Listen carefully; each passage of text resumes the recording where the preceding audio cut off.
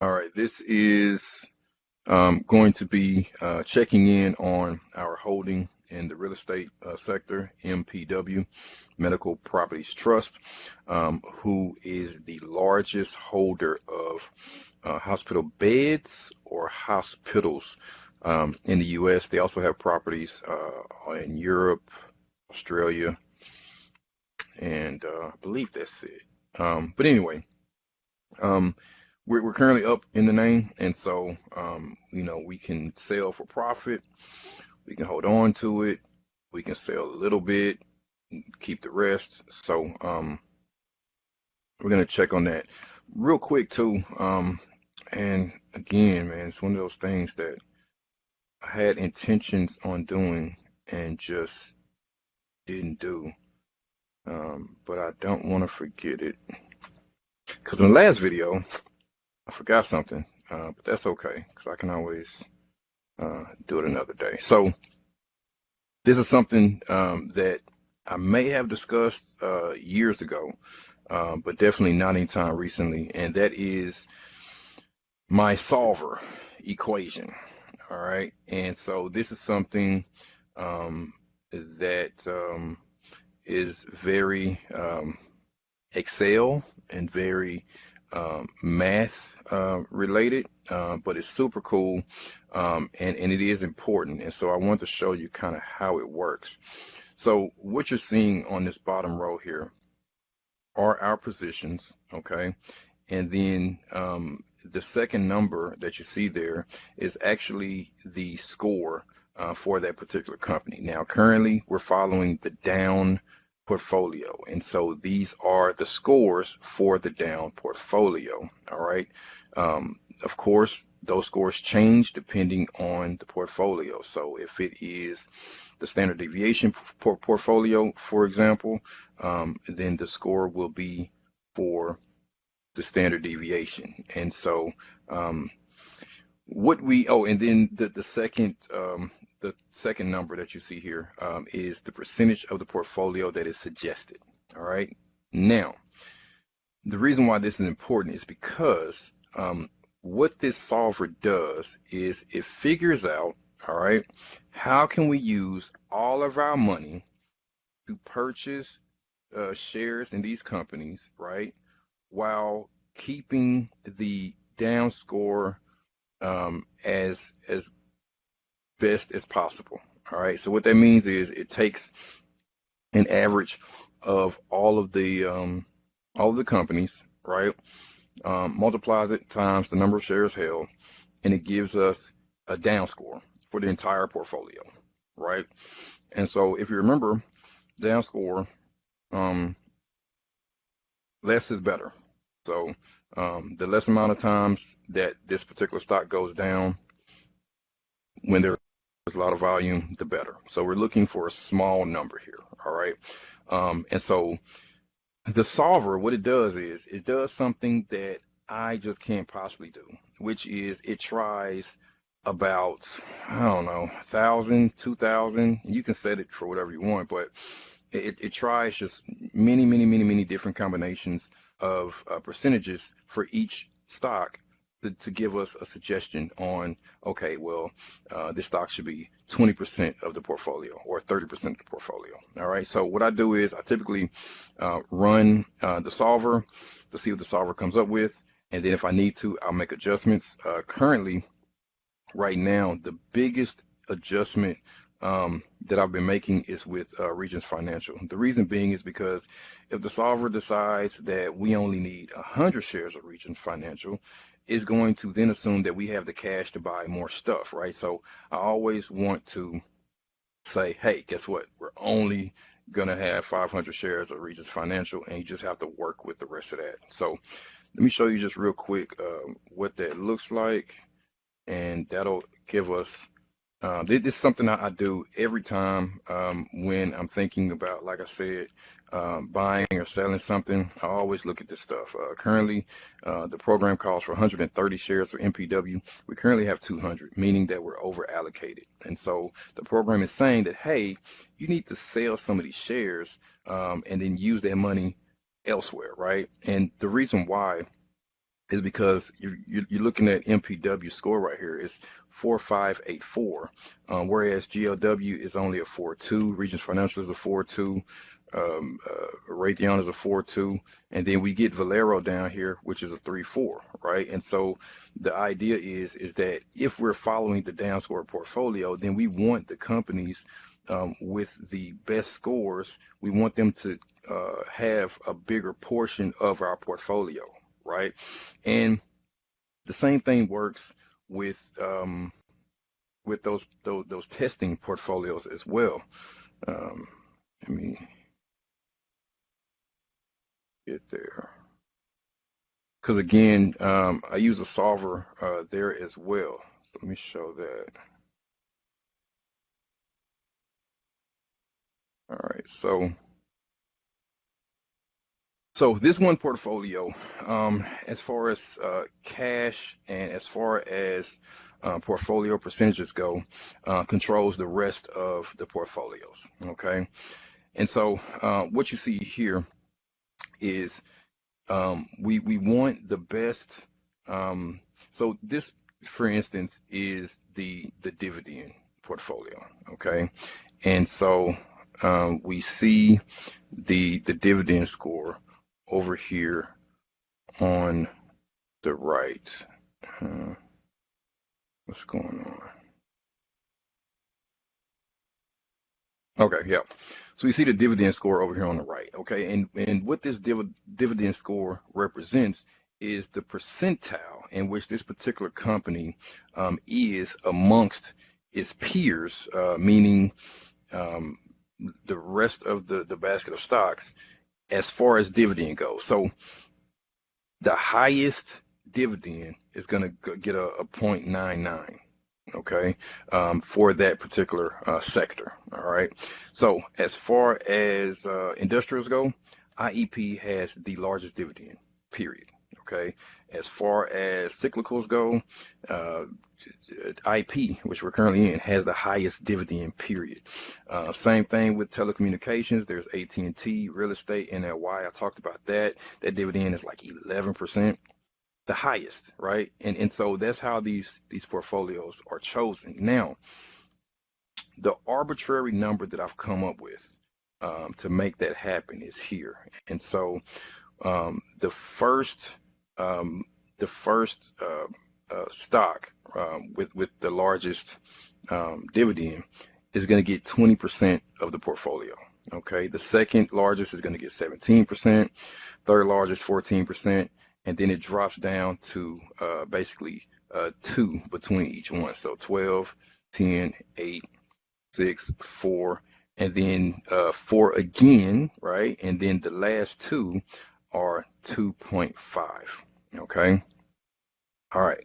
So with those constraints in place, the next thing we want to look at is the cash, right? Because the program will simply invest as much money as it possibly can to get the largest return, and so we have to put some constraints on the program and say, hey, you can only use this much money. All right. And so, what I, again, an arbitrary number, but what I did was I started with 4,000, but no more than 6,000. So the program has to invest at least $4,000, but it cannot invest more than $6,000. And I run the solver, and what the solver does is it tries to get all of the portfolios to be above 4,000 and under 6,000. And what this thing has done is it says that 99.24% of all of the $5,804 has been used, right? So that means in most of these portfolios, and you see this one, right? The 5804.94 is a smidgen above 5804.50.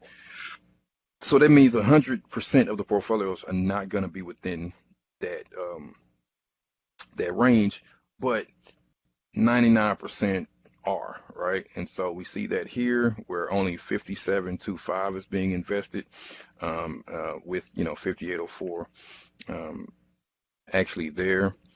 Same thing here, right?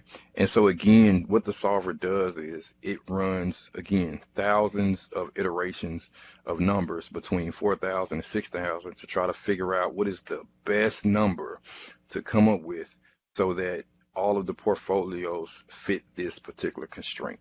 All right. Maybe in the future, I will change this number to match the actual cash that we have on hand. I think that does make a little bit of sense. But again, I didn't want to play around too much with it because then the question is, well, why not 100,000? Why not 200,000, right? So 4 to 6,000 is what I came up with. So that's the solver for this. And then the same thing goes for the arbitrary numbers here, right? One more thing on that, and that is the max. Okay. One of the constraints that I gave this solver was that no one position in the portfolio can be more than 30%. Okay. It cannot be more than 30%. The reason why is because the program doesn't understand diversification, right? It just doesn't. The program simply says, hey, you want the largest return for your money? Just throw all your money into this one company, right? And we don't want that. So I've limited to 30%, but I've also said that we have to have at least 2.5% invested in each of these companies. And the reason why that's important is again because the program will say, well, this company, for instance, Rogers, which has a down score of zero point 0.8, which is the worst, right? Why would you want any money in that company, And if you had to put money into that company, put $1 in, you know what I mean? Like the program just doesn't care. So we have to have those type of constraints in there. And then what we do is, like I said, we run the solver and see what it comes up with. So let's do that now. And I apologize in advance if this takes too long because honestly, when I do it, I don't really pay attention to time. Um, but it's not like 30 minutes or anything. Let's see. Okay, that was fast. There we go. So, what this thing came up with, 98% of our total cash is being used. Okay, so that's not bad. Um, and looks like everything is only getting 2.5% other than ETR and IP. All right. Um, and so what I do is I then look at the down score for ETR, which is 53%. We also think about the fact that yes, utilities are doing really good right now, but we don't currently have a buy signal for ETR. So if we allowed that calculation to stand, that would make us look at this, very under allocated, $15,000 under allocated in ETR. So, but it does give us a down score of 0.32 some kind of way, right? And like I said, man, this thing does math that I can't fathom, right? I can play around with these numbers um, all day, but the solver at least gives me a starting point. So let's run this again, but this time we're going to use a different calculation method, right? So there's 3 calculation methods, and there's a bunch of different things you could do, but going to keep it simple for now. See what this comes up with.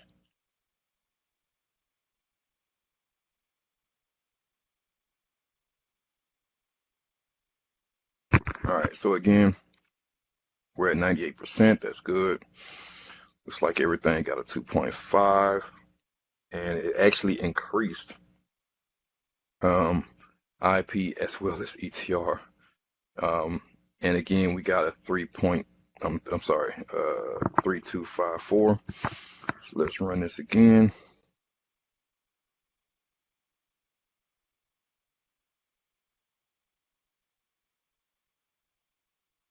And we're going to use the evolutionary calculation method. Let's see what it comes up with.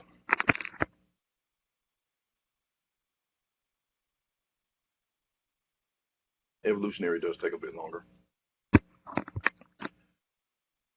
And usually, sometimes it's hard for the machine to even come up with an answer. And so going to evolutionary is almost always necessary. Linear can handle more complex things than the simplex, of course. And then, so coming up with the same thing. Um, as you can see, the evolutionary does play around a bit more. You see, we got 2.53, 2.52, 2.72 versus just the minimum 2.5 score. But still, it puts all the money into IP and ETR. I am curious to see what, so look at that. So, uh-oh,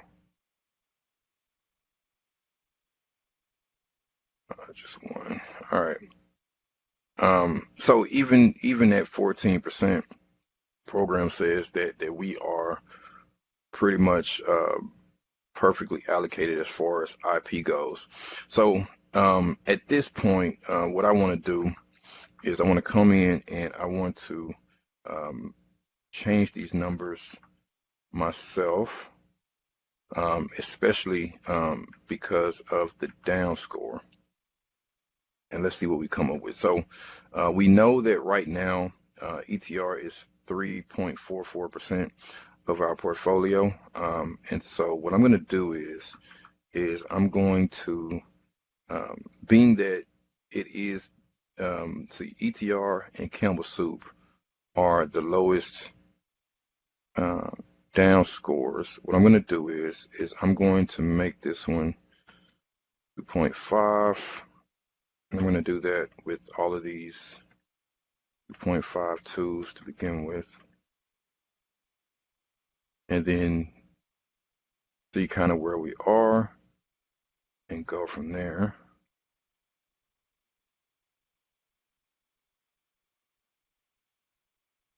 2.5.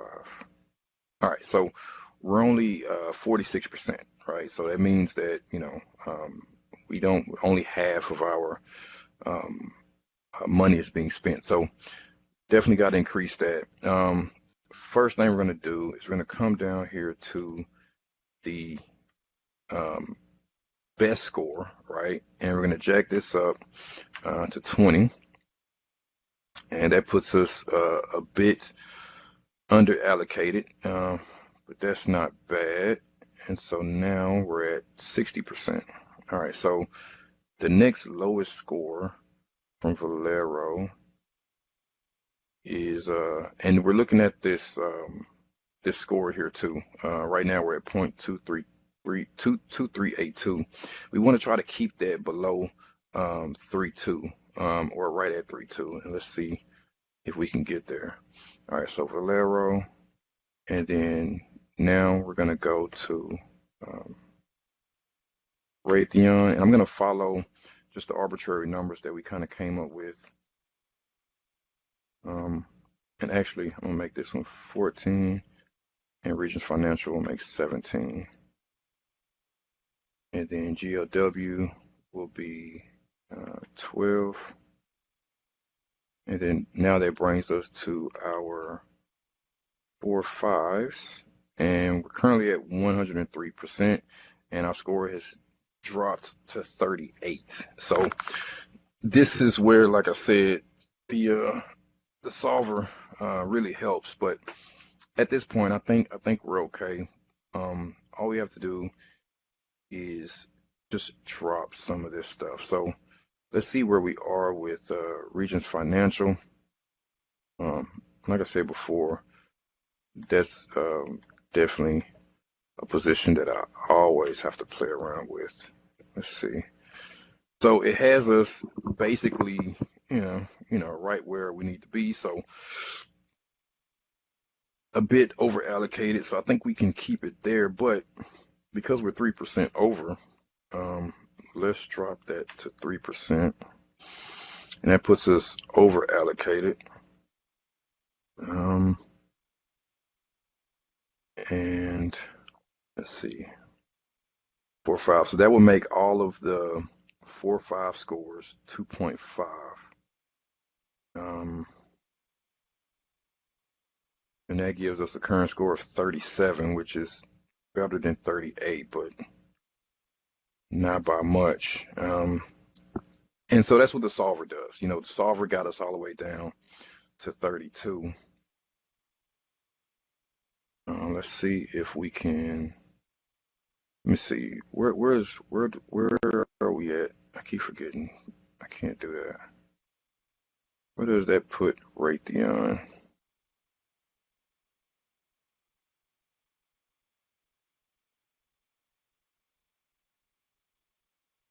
Yeah, way under allocated. And so, I mean, that's not a horrible thing. Raytheon is currently what, 3%? So let's do this then. Let's drop Raytheon to 12,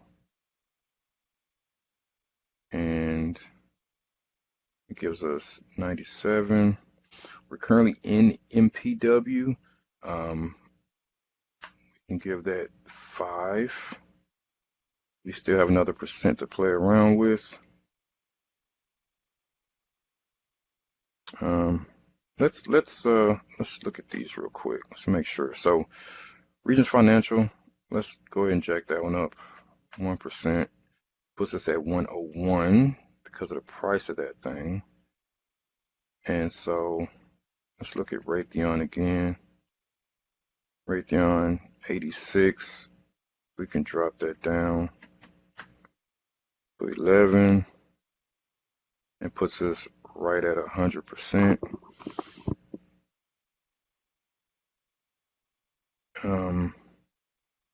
So yeah, so we're still under allocated in Raytheon, over allocated, however, in Campbell Soup, which I'm fine with that because, like I said, Campbell Soup does not have the best down score of their, these group of companies. But the way the math works out, sometimes doesn't matter. Let's see. And then Rogers. So yeah. So we're perfectly allocated in IP. Perfectly allocated there. A bit under allocated in Valero, but that's fine. Over allocated in Campbell Soup.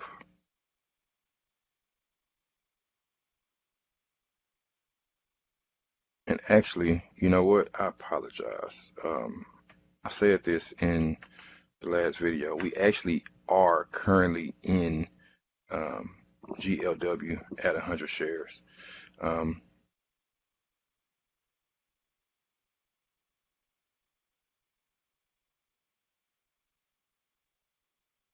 But again, that makes MPW just a bit over allocated. And so again, program says that we ought to sell a little bit for profit. And I have discussed in the past wanting some cash just in case we see some things fall. Because I am a little worried about, the inflation and the Christmas story. You know, everything is okay with inflation as long as wages are increasing, as long as growth is improving.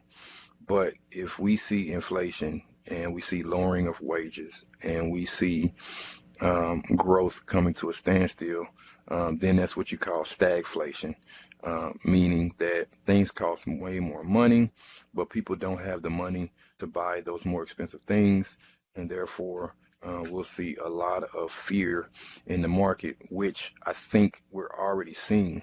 The Omicron thing, I don't think. From what I understand, from what I hear, it's like everyone else. It's not that big of a deal, but again, I think it has had some effect on the market, especially around the idea of growth and things of that nature. So, I do kind of want to have some cash on hand, um, just in case. So, um, according to the math right now, okay, we're under allocated in Corning, which I can be okay with that. It's a new position for us. Building into something new is perfectly fine with me. And then we're over allocated in MPW, which is great because it means we get to sell some for some profit. Um, our total down score is 37 versus 32. It's not perfect, um, but I don't know if we can get it lower, being that GLW has a 42 score. I mean, we would have to put more in something like a Valero. Let me see. And see, somehow they got us to 40. It's crazy. Um, let's see, drop that to 5, 3. We're still at 37. So it's I think we're okay. I mean, like I said, just the way the math works out, because stocks cost a different amount of money. Let's go ahead and let's use the simple calculation here. Kind of keep everything at 2.5.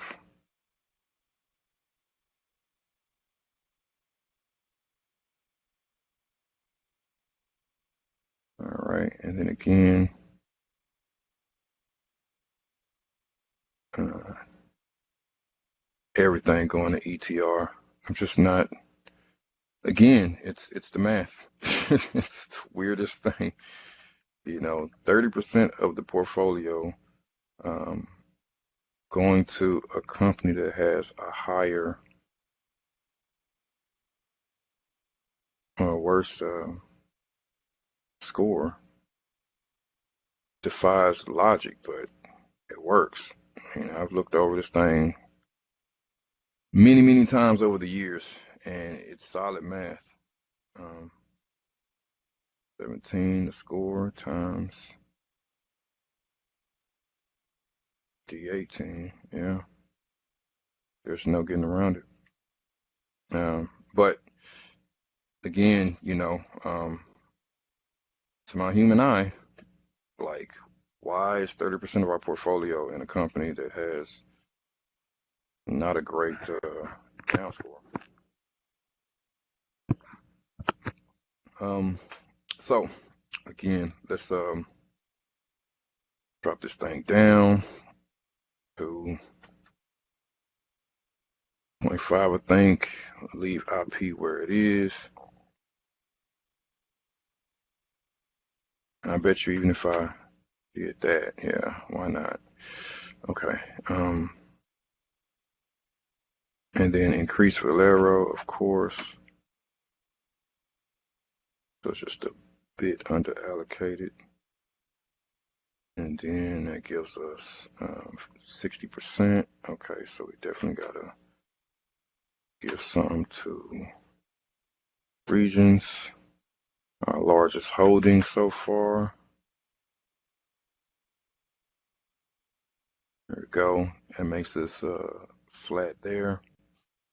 And then we got 23% remaining that I think has to be distributed amongst the lower scores. So we're talking about um,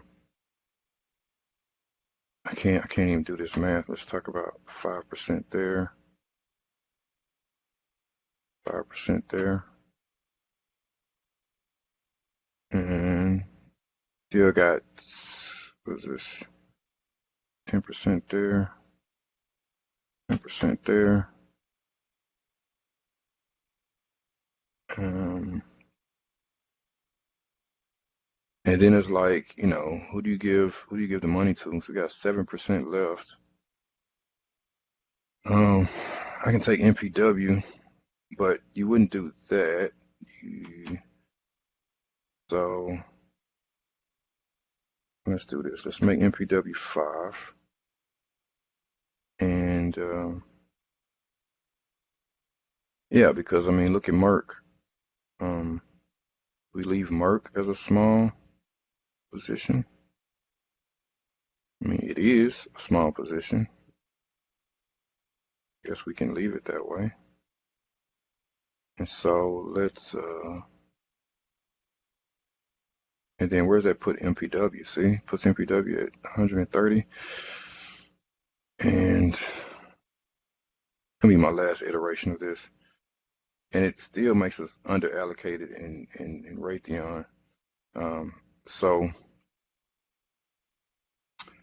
5%, it's got to go somewhere. So let's put it in MPW. And that leaves Merck out in the cold.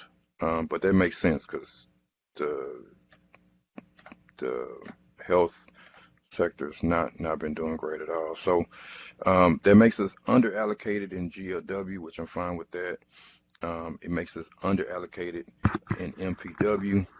I'm fine with that. All right, so that's the solver. I don't think we'll need to discuss this again anytime soon. Again, that does bring down our score a little bit, but I'm happy with kind of where we are. All right, so with that being said, let's take a look now at the purpose of this video, which is deciding what we're going to do about MPW position. Now, when I pulled this up, two things caught my eye immediately, which is, and matter of fact, let me go back and take a look at how I even came to this conclusion. So this is the real estate sector, all right? And so we know that MPW is the sector MVP by far, okay? It has been on the most best performing portfolios for the last 12 months.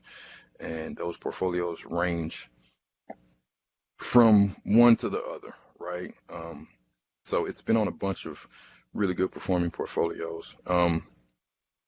But it is not the sector leader when it comes to return, okay? Only 1% on average per month, which is still great when you consider, per month making 1% on not just a dividend, but on I mean, not the dividend, a dividend excluded, but making money just on price appreciation. But the sector leaders are SPG and CPT, right? Which is why I initially threw them up there. And then MAC being the second most MVP candidate has a return of 4.79. So that's why I pulled out these companies to compare.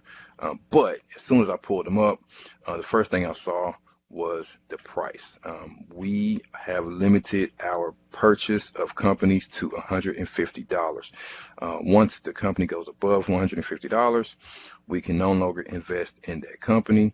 The reason for that is because we want to develop positions in these companies of at least 100 shares, and 100 shares at $178 is almost $18,000, and we cannot purchase 11 companies at $18,000 a piece. We just don't have the cash. Now, of course, as we bring in more cash, then we'll be able to increase that limit more and more. When we first started, I think the limit was $100 back in 2015, and then we raised it to $120 and it stayed there for a while, and now we're at $150. So we have definitely improved our cash generation and increasing those limits. But again, we can't invest in these companies, and that's the reason why we don't see SPG or CPT on any of the better performing portfolios, because the program will not allow them. So even though these companies may have the better dividend, or maybe they have the better down score or whatever, it doesn't matter. The program won't use them because of the price. Same thing with CPT. The dividend is less than 2%. So again, even if the price was $6 a share, the program is still not going to select CPT for any of those portfolios simply because the dividend is less than 2%. So um, that leaves us with MPW and Macerich, which I'm happy about. But what I'm going to do is, being that Annalie shares the MVP with Macerich as far as second best in the sector, and that dividend for Annalie is 11%, and Annalie is one of those orphan stocks along with Macerich, and so it'll be cool to develop a position around something that we already own. All right. So just waiting for this to update, and then we can take a look at these in comparison. I can say really quickly, because I followed all three of these companies fairly closely. MPW, like I said, largest hospital bed owner in the United States. And when I say hospital bed, I actually mean they own hospitals, right? So, very stable business. They typically purchase hospitals from hospitals and then lease those hospitals back to the hospital. And they structure these deals in which the hospital has to take care of the maintenance on the building. I mean, can you imagine your landlord saying, "Hey, I'm going to charge you rent, but you're responsible for anything going wrong with this apartment"?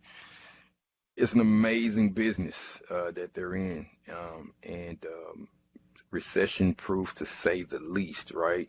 Unless you have some of these smaller hospitals, private hospitals, start to lose money, and then things can get kind of dicey. Macerich owns malls all across the U.S. They own the best malls, the prettiest malls, the most expensive malls, the ones that everyone wants to go to, right? And so they've been around for a long time. They're headquartered in Dallas, Texas, where we are chartered, which always holds a special place in my heart.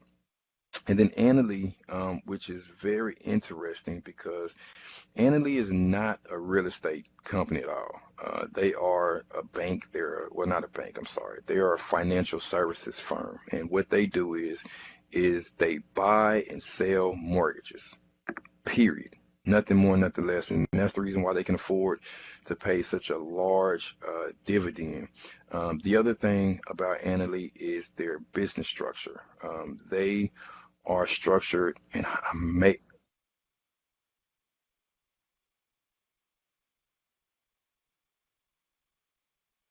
I just stopped. I may be wrong about this, but um, I believe they're structured as a REIT, and so all of their profit goes to the share owners. So let's take a look now. Of course, Annalie going to have the better dividend. That's a given.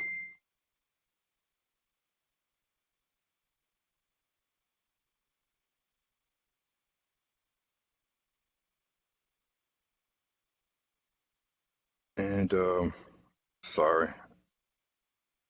problem with this recording. Okay. Um, and it's also the cheaper, well, not cheaper, but the stock price is much lower, meaning we can purchase way more shares. All right. PE is negative for Macerich. I've talked about this many, many times before. Cannot have a negative PE. That just means that they have losses on their income statement. The mall business has been a tough business for quite some time. All right. The only company that's even near their highs is MPW, which may say a lot about, again, where the stock price is right now. It is definitely at its highs. And remember that PE is what is the stock price right now compared to its actual earnings, compared to its actual profit, right? Um, and so right now, MPW is high up there. So purchasing MPW right now means that you are buying it at the top, which, you can't be afraid to do, right? Also, too, when you talk about a high PE, you're also talking about a great performing stock. Obviously, it has come from a long way and has risen, blah, blah, blah. 5-year low, we see that Macerich 5-year low is a 7. Currently, it's a negative. So again, a lot of times when you see something like that, if they can print a profit, right, a lot of times that will shock and awe the market, and you'll see the price jump way up. Average PE for MPW is roughly 17. Annually, it has been negative for a very long time because pretty much all they do is post losses. Honestly, surprised that they even have a PE ratio of 4 right now. Like I said, it's a great business. They make money, and I think that they'll do really well in an environment in which we see interest rates going up because, like I said, all they do is borrow money and then lend it out. That's all they do. So. Let's see, net profits, not really going to be a thing. Like I said, Annalee doesn't make any money. MPW for sure does, and Macerich makes very little, if any at all. Return on assets, going to be the same for Annalee and MPW. Cash, again, this is something that I want to talk about in the previous video. And just forgot to do, but I finally got around to changing the cash per share as a percentage of the stock price. Okay, so 11% of the stock price is actually made up of cash. And so that's important because that means that if this company were to go bankrupt, at least 10% of the stock price is straight cash that they have to pay out to their shareholders. And so that just gives you, some comfort in knowing that they have a bunch of cash there. Macerich is a bit higher. MPW, not so much. Cash per debt. Again, this is how much cash you have versus how much debt you have. And so you want this number to be big to show that you have more cash than you have debt. Now, none of these guys have more cash than debt, but Annalee is in a better position as far as cash to debt goes. And this also goes back to that M score, that management score, right? The larger number is going to have the larger M score. Share short. This is telling. Macerich, 20% short. That means that 20% of the total shares that Macerich has authorized are people betting against Macerich. And all of this has to do with the fact that they are in the mall business, period. This is a trend that started years ago. And there's a lot of people out there that think that malls are just going away, that you just won't have them anymore. And, Macerich has said in many earning calls that that's just not going to happen. I mean, it is true that the business is going to become smaller. It's true that there will be less malls, but for the time being, there will be malls. And I think it's the more, how do I put it? The more trendier malls are the ones that's going to survive, whereas the neighborhood malls are pretty much going away. The other thing I've mentioned before, short squeeze. Short squeeze is nice. Short squeeze happens when all these people who have sold these shares short, all of a sudden the price starts going up, and they have to buy shares to get out of their positions, or they stand to lose everything. Many times when you are shorting a stock, you are using borrowed funds to do so. And so the brokerage that you go through, that you borrowed the money from, is going to call your phone and say, hey, you're losing a lot of money. And it's not your money, it's our money. So you're going to have to give us some. And typically that means either depositing cash into your account, or it means buying the shares to exit the position. And so when you couple the just natural buying of the stock with all these other people buying the stock because they were shorting it, the price can just rise like you've never seen. And so that's a possibility with Macerich. Of course, that'll require some homework to really see if that's at all possible. But that's what's going on. All right, so Annalie and both Macerich are off of their 52-week highs. That's since January of 2021, whereas MPW is at the very tippity top. Annalie is really close to its low. Macerich is not. It's kind of far away, but still off its high. It's very interesting. Annalie, when you see a tight range like this, where it's 19% from its high, but only 2% from its low, it means that the stock price hasn't moved around much at all, which is typical for Annalie, honestly. All right, and then as far as the alpha goes, we've seen this in a lot of the results on the portfolios, that those companies that have both beta and alpha have done fairly well. And that just, talks about how much better these companies perform when the market is doing well, right? And so we've seen the market really kind of up and down, but I say more up than down, honestly. And so MPW beats those guys by quite a bit as far as the alpha is concerned. So that looks really good. The up moves, we saw that the up move portfolio is performing really well. MPW has a 0.53 there compared to a 0 and a 15 with Annalie, so definitely going to stay there. Down moves, looks like Macerich is actually a bit better than MPW as far as the down move score goes, but it's not too crazy, right? Not too crazy. 45 versus 34. And then beta, MPW has a much better beta. And again, it goes back to what we've seen as far as the best performing portfolios. 1 month return is better. And that's the reason why MPW is such an MVP, because it beats their peers in so many categories, even in volatility, that standard deviation. MPW just doesn't move around a whole lot. Of course, Annalie is a bit better there, but MPW not bad at all. Okay, so for the actual down score, 46 versus 73 and 34. So I mean, we definitely can't go into Annalie as much as I like the idea of getting that 11% dividend. All of the numbers just go against it. Macerich has a better score than MPW. Um, I'll say, much better compared to the down score, but it loses in every other case.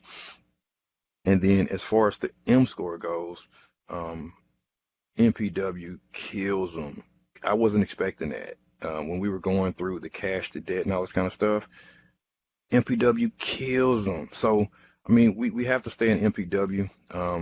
What I will do is I will look at options and try to make some money on the sale, because as of right now, it appears that we really just need to stay where we are. But again,